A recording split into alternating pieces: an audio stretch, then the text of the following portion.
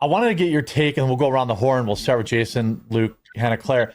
This is something I've been talking about, like digital ID is here, basically, and we lost. Like I'm working on like a long form video that's basically like, sorry guys, it's here. And we have numerous companies, including, YouTube, TikTok, like a lot of companies like, we have to do it because the UK got cucked and Australia got cucked, but they just rolled it out in America anyway. Like YouTube is already using AI to say, to determine your age. And if they determine you're not the right age, then you have to send your ID or credit card into them. TikTok's doing this. By the end of the year, it'll be mandatory. I mean, just to get, X monetization, you have to give X your ID. If anybody with a blue check on X, by the way, is given X their ID. So if they're espousing how they never do that, they did.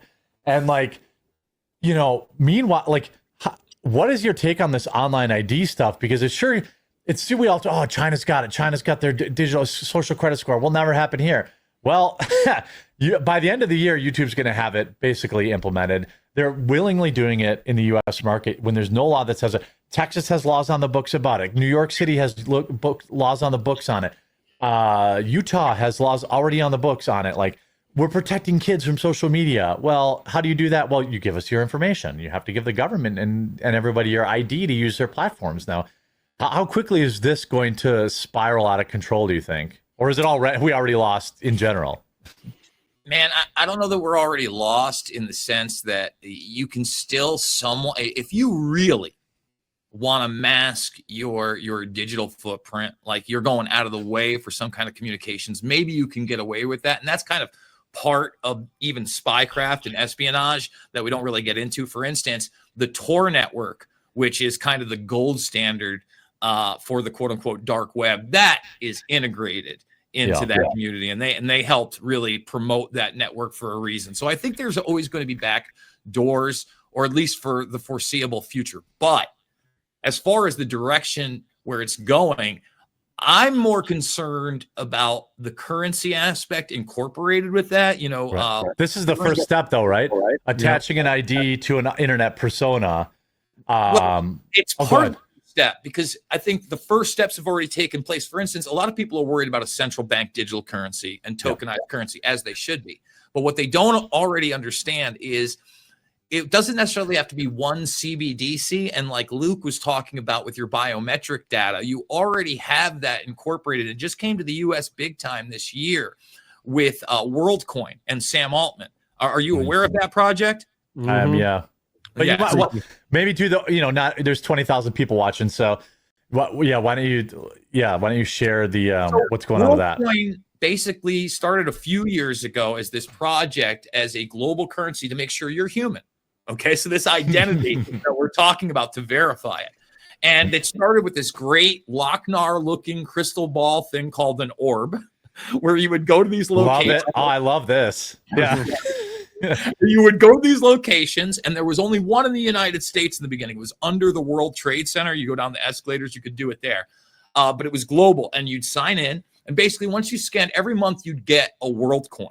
Okay. And then, of course, the people that would harness your soul, your biometrics, they would get Worldcoins as well. They've now gone a lot chicer. They have the Orb Mini, which is basically a glorified cell phone that does the same exact thing. And they've made their location in LA. And now they're going to hotspots in Arizona, Nashville, Tennessee. And they're incorporating this system of blockchain currency incorporated into your biometrics with somebody who's very close to the White House right now. Yeah. Well, it's a lot of this. Yeah. Sorry, I just have so much I want to say about this. Since Mexico just rolled out biometric identification systems that are mandatory for all citizens. So if you look at what Mexico's doing, what Canada's doing, the UK's doing, it all is leading to what's happening in China, where people are literally being fined and paying for products with their face. There's a person that jaywalks in China, boom, automatically your picture's taken. You get a notification on your phone saying, oh, this much has been taken out of your bank account because you jaywalked and you violated the law. That's now. That's not future even. No, like that's already happening. Yeah. You have to scan your face to play video games there. Like, and they limit the number of hours you can play video games. That's like, I tell people that all the time. They're like, that's crazy talk. I'm like, that's been happening for years. I'm not like going Alex Jones here. I'm talking like, no, this is already happening. what on earth do you think is coming down the pipeline? Exactly, which is even worse and even more draconian and even more insane to the point of things that we can't even envision in sci-fi movies. So this is all leading down to a trajectory of just total control. Total Information Awareness was the program that Palantir kind of took over as a private entity. And that was the program where they were just taking everything. And people were like, that's a little bit too much here. Let's put it in a private corporation. Everything will be fine. Let's rebrand it and do the same thing. Yeah. Let's do the same exact thing, but do it through a private corporation. And I'm like, wait, hold on a minute. Even before Snowden came out, we were I confronted the head of the NSA and I confronted the head of the CIA, General Hayden. And I says, hey, your guys were literally caught spanking it to people's private nudes that they were sending through text messages. He freaked out. And this was before the Snowden revelations. So this is what they were doing. So you can now only imagine what they're doing now, since they're collecting all the biometric data of everyone that's literally going in and out of the airports, and now implementing other systems in the United Kingdom. It's not just airports, they're doing it in the streets. The United Kingdom today actually announced that they're rolling out facial recognition systems in the streets of the United Kingdom, where people are just walking down the street. Their facial recognition data is being collected without their consent and being utilized in this whole government database system. But it'll keep them safer, Luke. Don't you want the kids to be safe? Yeah. Hannah Claire, I want to kick it. Oh, go ahead. No, this is the issue that I think we really need to think back here. They created the problem because if you look at a lot of these big tech social media companies, especially Facebook and Google, they were essentially entities and private enterprises of the CIA. They created this problem, and now they have an excuse to, of course, fix the problem, which is you giving up more of your civil liberties, more of your rights, more of your privacy in order to fix the problem that they caused in the first place. And that's, I think, how we need to understand this kind of larger conundrum that we're all in as we're propelling down this type of technocratic fascistic state that there's no going back from.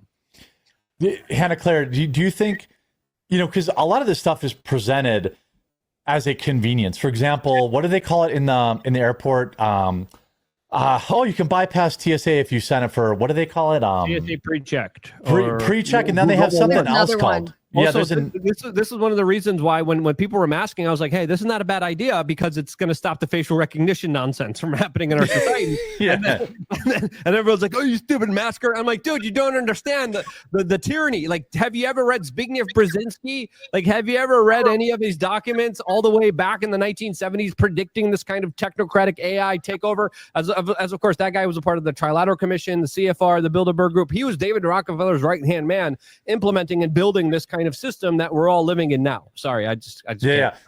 No, I know this is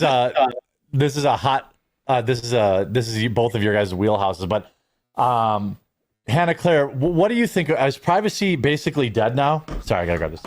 Oh yeah, I mean, I think a lot of people feel that way. I think one of the issues is definitely the convenience factor. Everything is integrated online, and we're a completely dependent society. I also think generally people are pretty illiterate about how, to what extent. I mean, when Facebook launched, no one ever read the terms of service, right? So then later when they realized it's scrubbing every tab they have open when they're checking their Facebook messages from their high school crush or whatever they were doing, like people have no idea what they were giving up to be on these social platforms. And I think some of that has to do with, just perfect storm. I mean, as the technology was developed, we also sort of collapsed as a society in terms of our cultural norms. And I always reference Bowling Alone, but the idea that our community exists only online. If you were to try and opt out of being a part of technology, it would be very difficult to live in modern society. I don't think you can fully opt out. I think that's the big illusion. I think that, especially with all this stuff, you got to navigate it. One of the technologies that you guys didn't mention that's also being utilized at airport that kind of has this biometric identity to it is, if you check it out, they had this thing at Delta and others in Detroit where only your info is up on the screen based on it following you. What and the where hell? Yeah, that's been around for 3 years. Big Brother is here, Jeremy. Oh, no way, man. I'm out. That's nuts. And I think, you know what they call it? They call it parallel reality, because that's really what they're trying to, that's the next push, man. We have all this confusion and people talk about it all the time. And the Bilderberg Group, if you will, he talked about Schmidt. You look at Google again. For those that don't know, I mean, that was shepherded by the Intel community. from the very beginning, the National Library Initiative is how they won. And Larry Page and Sergey Brin thanked DARPA and NASA in particular for their initial search algorithm. So then as they come up, you just mentioned it, Eric Schmidt is as Defense Department and AI driven as it gets. People need to look into that guy. And all this technology is being rolled out on a hardcore basis as commercialized, and it's so fun and it's awesome. Track trace database is kind of blasé. I think the next thing is getting you to merge with the technology as much as possible and reject as much of your biological reality as possible.